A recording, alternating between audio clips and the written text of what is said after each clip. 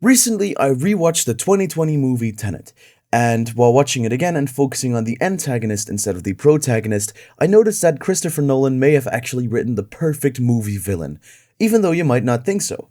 So, this is how Tenet created the perfect villain. So, first of all, let's actually find out what makes a good villain, or to put it differently, what characteristics does a villain need to be a villain? After doing some extensive research, I found that the internet pretty much agrees with these 6 points. A good backslash origin story, good motive, relatability towards the protagonist, believable alias, needs to be fun, and always has a plan. A good origin story is always helpful for a moviegoer to understand a movie or character more. In Tenet, it's the other way around, where it's usually the protagonist with the backstory. We now barely get any for the protagonist, but plenty for the antagonist. Backstory for the protagonist of the movie, who is unnamed, we can hardly find. There is not a single callback to anything in the movie, except that at the end we know Neil is responsible for saving the protagonist's life at the beginning of the movie. However, for Sator, who is obviously the antagonist in Tenet, he gives us all the backstory, and if he doesn't, it's someone else talking about him. So let's go over the backstory for Sator. He grew up in Stalsk 12, a closed or secret city, or how they are explained in the movie. I assume you're familiar with the Soviet-era secret cities. Closed cities not shown on maps, built around sensitive industries. Sator grew up here, but had to dig for plutonium after one pod of a bomb exploded. That is where he got his first contract from the future, specifically addressed to him, so there is a reason the future or the people from this future chose him. After this first contract, Sator grew bigger and more powerful. To the outside world, he was known as an oligarch that made his millions in gas. Fewer people know that this gas is actually plutonium. Priya tells the protagonist that she believes Sator works as a kind of broker between now and the future. So as far as villain origin stories go, we have a pretty good one going for Sator. However, what is a villain without motives? Sator has a good motive for activating the algorithm, which in that turn will literally reverse the Earth. But Sator's motive isn't per se explained or spoken out loud in the movie. So what is his motive? It's a very simple one. If he can't live, no one can. Sator has been diagnosed with inoperable pancreatic cancer, and the watch/fitness tracker he uses is his dead man switch. But what does Sator want with his end goal of reversing the world? That part is a little difficult, because I believe it's not really Sator, but the future people's motive. Sator just goes along with it because he is dying, and from the future's perspective, he is the good guy. But how is he the good guy? Somewhere along the future, our planet gets beyond repairs, and we as humanity know that it's too late to do anything. Therefore, we make a plan. And it's not sure if the algorithm was already existent here, or if it was specifically invented for this moment. Using a turnstile, they sent people way back with a mission, to recruit someone willing to find all 9 pieces of the algorithm in the 21st century, before the planet was beyond saving. Convinced that if they inverse the planet, there is no past left to mess up the future.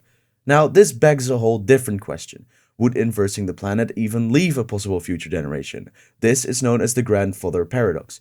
If they destroyed us, won't that destroy them? Let's bring us to the grandfather paradox. For what? You went back in time and killed your own grandfather. How could you have been born to commit the act? What's the answer? There's no answer. It's a paradox. But this would mean that the future sees Sator as the good guy and the protagonist as the bad guy, because he wants to stop this, so further destroying the planet. Sator also has relatability towards the protagonist, even though I do believe this is the weakest entry. Sator's relatability is pretty simple. Both him and the protagonist are trying to save the world. Both on their own ways, but both of them are trying to do well for this or the next generation. Other than that, both try to find ways to outsmart each other. Sator usually has the upper hand, but it's those on the side of the protagonist that make it fatal for Sator. As we shortly touched on before, Sator is known to other people as an oligarch and making his millions in gas. That's how the protagonist knows him, so it's safe to say that Sator made himself known to governments and businessmen by telling them that he deals in gas. However, in Tenet he's shown selling way different things. Weapons, normal and inverted, and of course working for the people in the future. A villain, of course, needs to be fun. He shouldn't sit around telling his minions what to do. He needs to take part of the action, and Sator does exactly that. He is present in almost every scene involving something exciting or action-wise happening, just to taunt the protagonist who just can't reach him. time and time again, which of course all ties into his plan, which he always has. Sator always knows what happens, which isn't strange, because he's being told from the future what happens. That's the entire temporal pincer movement, but instead of grounds, it's time.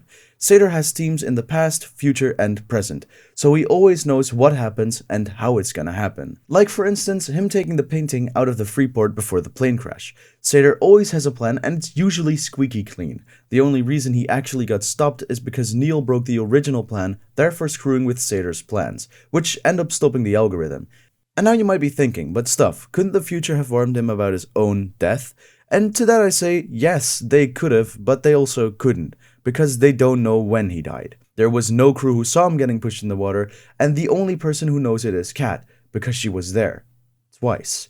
So, they can't tell where he is and how he died, which is how they couldn't tell him. And even if they did, it would just be a you will die around these days somewhere, but they wouldn't be able to pinpoint it, and it just wouldn't make sense. But there you have it. That's why I strongly believe Andrei Sator is actually a perfectly written villain. You can't stop him unless you beat the future to it. Literally. And if you liked this video and would like to see more of these, where I deep dive into villains, let me know. And there will probably be more Tenet related videos in the future because I love this movie and I'm not done theorizing on it. But until then, if you like this video, a like and subscribe would be appreciated. And I'll see you in the next video.